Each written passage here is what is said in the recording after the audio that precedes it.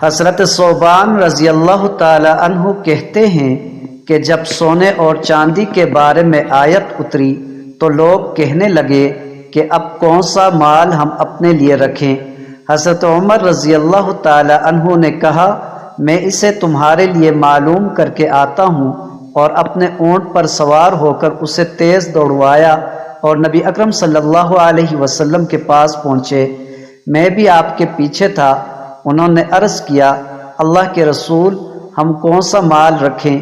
آپ صلی اللہ علیہ وسلم نے فرمایا، تم میں ہر کوئی شکر کرنے والا دل، ذکر کرنے والی زبان اور ایمان والی بیوی رکھے جو اس کی آخرت کے کاموں میں مدد کرے۔ حضرت ابو امامہ رضی اللہ تعالی عنہ کہتے ہیں کہ نبی اکرم صلی اللہ علیہ وسلم فرمایا کرتے تھے،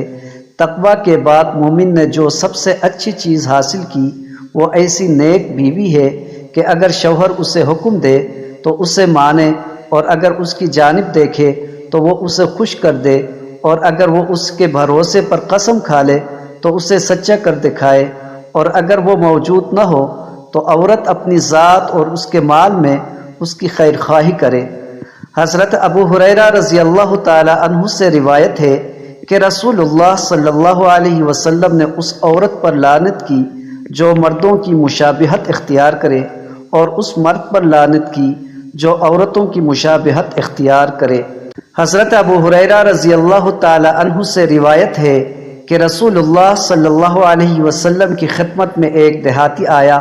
اور اس نے عرض کیا، اے اللہ کے رسول صلی اللہ علیہ وسلم، مجھے کوئی ایسا کام بتا دیجئے کہ اگر میں اس پر عمل پیرا ہوں تو جنت میں داخل ہو جاؤں۔